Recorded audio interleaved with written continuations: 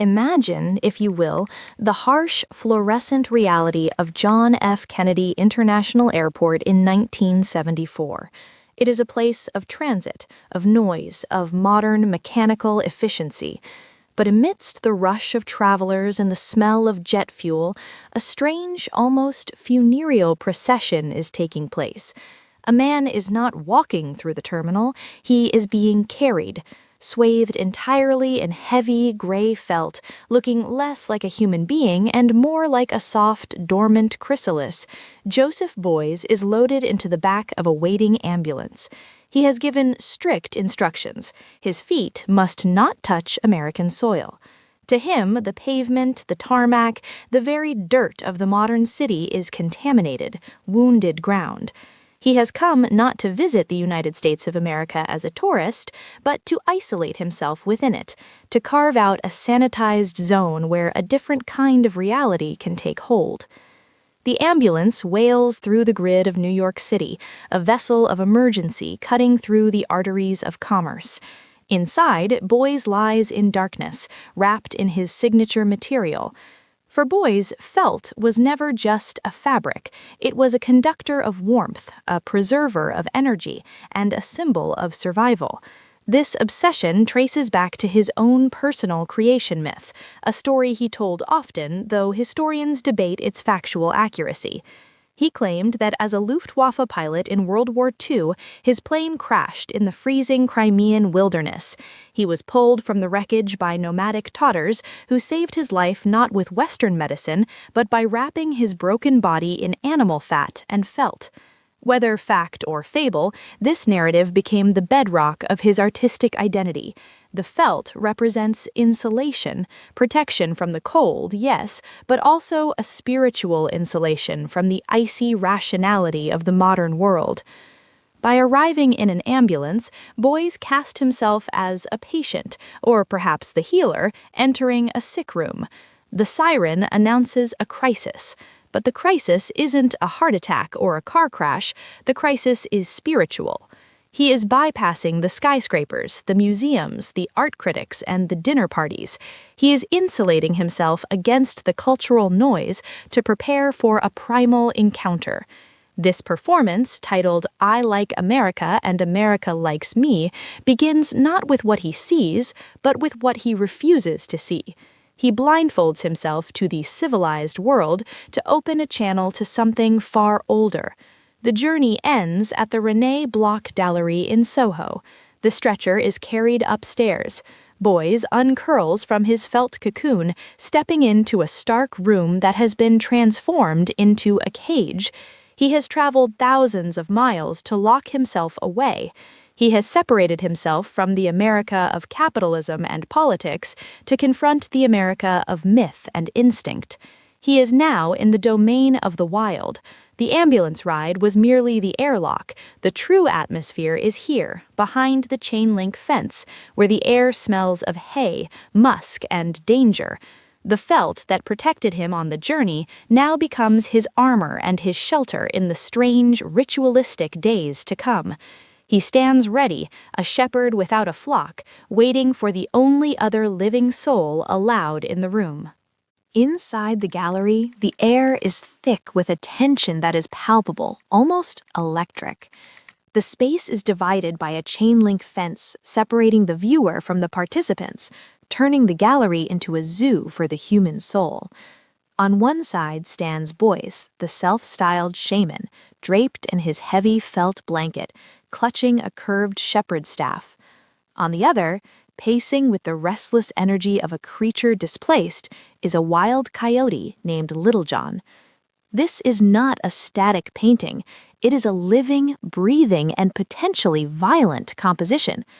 The coyote stares with amber eyes that seem to hold the weight of a forgotten history, while the artist, obscured and muffled by his gray layers, presents a ghostly, enigmatic figure. Watch the interplay of objects in this confined ecosystem. Scattered on the floor are piles of the Wall Street Journal. These are not random debris. They are the potent symbols of American hegemony, the daily scriptures of capital and commerce. Little John treats them with the disdain of nature for the constructs of man. He sniffs the newsprint, paws at the headlines, and eventually urinates on the financial reports. It is a visceral, unscripted act of criticism, biology reclaiming ideology. The coyote asserts his dominance not over the man, but over the symbols of the society that the man has come to heal. Beuys, for his part, engages in a series of ritualistic, repetitive movements. He strikes a triangle, sending a piercing chime through the room, a sound of awakening, or perhaps a warning. He shines a flashlight, cutting beams through the dust motes, searching. When the coyote approaches, Beuys pulls the felt tight, mimicking a tent or a mountain, making himself a monolithic, silent object. He wears gloves, emphasizing the lack of direct skin contact, the barrier that still exists between them. He is not trying to tame the animal. This is crucial. A lion tamer wants obedience. Beuys wants dialogue. He wants to bridge the gap between the rational human mind and the intuitive animal soul. Over the course of 3 days, the dynamic shifts. The aggression of the first hours, the coyote tearing at the felt, the artist poking with the cane, begins to soften into a strange domesticity. They sleep in the same space. They share the same straw. At one point, Beuys lies down on the bare floorboards, and Little John approaches, sniffing the artist's exposed hand. It is a moment of profound, quiet connection. The enemy has become a companion. The felt, once a shield, becomes a shared blanket. The distinction between the wild predator and the civilized artist blurs. We witness the formation of a social sculpture in real time, a molding of relationships rather than clay. In the tearing of the felt and the soiling of the newspapers, a new language is being written, one that speaks of coexistence rather than conquest, of instinct recognizing instinct across the biological divide. Why a coyote? To understand this piece, we must peel back the layers of American iconography that Beuys was dissecting. For the European settler, the coyote was a pest, a varmint, a thief to be exterminated. But for the indigenous peoples of North America, the coyote was a trickster god, a powerful deity of transformation and chaotic energy.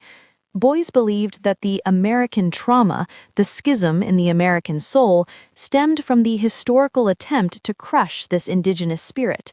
The coyote was the avatar of the victimized, the displaced, and the misunderstood. By locking himself in a cage with this symbol, Beuys was not just performing a stunt, he was attempting a metaphysical reconciliation. He was placing the white man at the mercy of the native spirit, offering himself up to be judged, accepted, or destroyed. This aligns perfectly with Beuys's broader philosophy of the artist as a shaman. In ancient cultures, the shaman was the individual who journeyed into the spirit world to retrieve a cure for the tribe's illness. Beuys saw modern society as deeply sick, severed from nature, obsessed with cold rationality, and spiritually dead. His art was never about aesthetics in the traditional sense, it was about therapy. He coined the term social sculpture, the radical idea that society itself is an artwork that every human being helps to shape. Every man is an artist, he famously declared, meaning that every person has the capacity to mold the social structures around them. In this performance, he was demonstrating that healing requires presence. It requires facing the wild, uncomfortable, dangerous elements of our collective psyche and living with them until the fear dissolves. As the 3 days concluded, the ritual had to be closed. Beuys did not simply walk out the door and hail a cab. The separation had to be as absolute as the arrival. He was once again wrapped in the felt, returning to the chrysalis state. He was loaded back onto the stretcher, carried down the stairs, and placed into the waiting ambulance. He was driven back to JFK, flown back to Germany, and released. He had spent 3 days in New York City and had seen nothing of it. No skyscrapers, no museums, no hot dog stands. He had seen only the coyote. This refusal to engage with the superficial layer of America underscores the power of the piece. He touched only the wound, not the bandage. Today, I Like America and America Likes Me resonates as a haunting reminder of the disconnects that still plague us, between humanity and nature, between history and the present. Beuys showed us that art is not always about creating something new to look at. Sometimes it is about locking yourself in a room with the things we have tried to forget, and waiting, patiently, for them to accept us again.